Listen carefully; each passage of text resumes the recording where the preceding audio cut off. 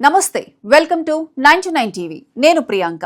భారతీయులకు బంగారంతో ఉన్న అనుబంధం గురించి ప్రత్యేకంగా చెప్పాల్సిన అవసరం లేదు. పెళ్లిళ్లు, పండుగలు, కుటుంబ వేడుకలు, పెట్టుబడులు ప్రతి సందర్భంలో బంగారానికి ప్రత్యేక స్థానం ఉంటుంది. ప్రపంచంలో అత్యధికంగా బంగారం కలిగి ఉన్న దేశాల్లో భారత్ ఒకటి. అయితే ఈ బంగారంలో ఎక్కువ భాగం ఇళ్లల్లో, లాకర్లలో, అల్మరాల్లో నిరుపయోగంగా నిల్వ ఉండిపోతుంది. ఇదే నేపథ్యంలో ఇటీవల గోల్డ్ మానిటైజేషన్ స్కీమ్ మరోసారి వార్తల్లో నిలిచింది. ముఖ్యంగా మధ్యప్రాచ్యంలో పెరుగుతున్న ఉద్రిక్తతలు, ఇరాన్ అమెరికా ఘర్షణలు, ముడి చమురు ధరల పెరుగుదల, విదేశీ మారక నిల్వలపై పెరుగుతున్న ఒత్తిడి కారణంగా ఈ పథకంపై మళ్లీ దృష్టి పడింది. ప్రస్తుతం ప్రపంచ పరిస్థితులను పరిశీలిస్తే భారతదేశం ఒక కీలక ఆర్థిక సవాల్ను ఎదుర్కొంటోంది. మధ్యప్రాచ్యంలోని యుద్ధ పరిస్థితుల కారణంగా చమురు ధరలు పెరుగుతున్నాయి. హర్మూజ్ జలసంధి ప్రాంతంలో ఉద్రిక్తతలు పెరగటం వల్ల చమురు, గ్యాస్ సరఫరాలపై ప్రభావం పడే ప్రమాదం ఉంది.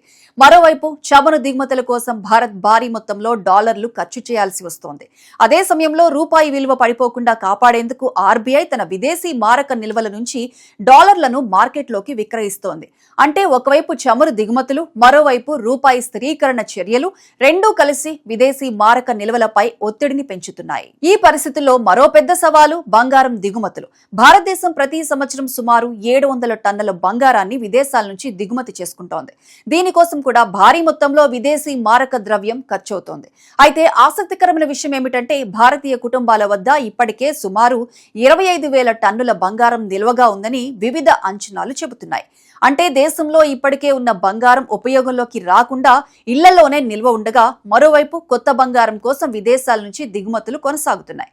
ఇక్కడే గోల్డ్ మానిటైజేషన్ స్కీమ్ ప్రాముఖ్యత కనిపిస్తోంది. 2015లో కేంద్ర ప్రభుత్వం ప్రారంభించిన ఈ పథకం ప్రధాన లక్ష్యం ఇళ్లల్లో నిరుపయోగంగా ఉన్న బంగారాన్ని ఆర్థిక వ్యవస్థలోకి తీసుకురావడం. మీ వద్ద ఉన్న బంగారు నగలు, బంగారు నాణ్యాలు లేదా బంగారు బార్లను ఈ పథకం కింద బ్యాంకులో డిపాజిట్ చేయొచ్చు.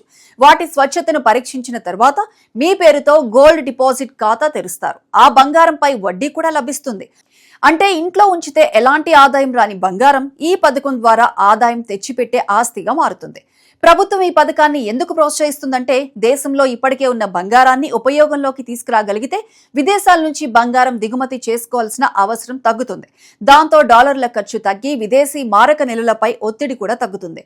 ప్రస్తుతం ప్రపంచ ఆర్థిక అనిశ్చితి, యుద్ధాల ప్రభావం, చమురు ధరల పెరుగుదల వంటి అంశాల నేపథ్యంలో ఈ లక్ష్యం మరింత ముఖ్యంగా మారింది. కొద్ది రోజుల క్రితం ప్రధానమంత్రి నరేంద్ర మోదీ కూడా బంగారం కొనుగోళ్ల విషయంలో పొదుపు అవసరాన్ని ప్రస్తావించారు. దేశం ఎదుర్కొంటున్న ఆర్థిక పరిస్థితులను దృష్టిలో ఉంచుకొని అవసరం లేని బంగారం కొనుగోళ్లను తగ్గించాలని సూచించారు. అదే సమయంలో ఇప్పటికే ఇళ్లలో ఉన్న బంగారాన్ని గోల్డ్ మానిటైజేషన్ స్కీమ్ ద్వారా ఉపయోగంలోకి తీసుకురావాలనే ఆలోచన మళ్లీ చర్చకు వచ్చింది. అయితే ఈ పథకంలో ఒక ముఖ్యమైన విషయం గుర్తుంచుకోవాలి. డిపాజిట్ చేసిన బంగారం సాధారణంగా కరిగించబడుతుంది. అంటే మీరు ఇచ్చిన నగలే తిరిగి రావు. వాటి విలువకు సమానమైన బంగారం లేదా నగదు మాత్రమే గడువు పూర్తయ్యాక లభిస్తుంది. అందువల్ల కుటుంబ వారసత్వ నగలు లేదా భావోద్వేగ విలువలు ఉన్న ఆభరణాల విషయంలో చాలా మంది వెనుకడుగు వేస్తారు. ఇదే కారణంగా ఈ పథకం ఆశించిన స్థాయిలో ప్రజాదరణ పొందలేదు.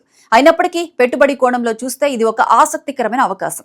ఇంట్లో లాకర్లో పడి ఉన్న బంగారం ఆదాయం ఇవ్వదు, కానీ అదే బంగారం బ్యాంకింగ్ వ్యవస్థలోకి వస్తే వడ్డీని సంపాదించి పెడుతుంది. అదే సమయంలో దేశ ఆర్థిక వ్యవస్థకు కూడా ఉపయోగపడుతుంది. అందుకే ప్రభుత్వం, ఆర్బీఐ ఈ పథకాన్ని మరింత ప్రోత్సహించేందుకు ప్రయత్నిస్తున్నాయి.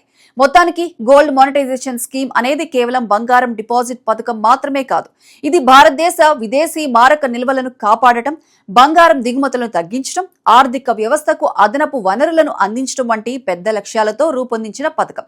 మధ్యప్రాచ్య యుద్ధాలు, పెరుగుతున్న చమురు ధరలు, డాలర్లపై ఒత్తిడి వంటి ప్రస్తుత పరిస్థితుల్లో ఈ పథకం ప్రాముఖ్యత మరింత పెరిగింది. భవిష్యత్తులో భారతీయులు తమ ఇళ్లలో ఉన్న బంగారాన్ని ఎంతవరకు ఆర్థిక వ్యవస్థలోకి తీసుకువస్తారు అన్నదే ఈ పథకం విజయాన్ని నిర్ణయించబడుతుంది.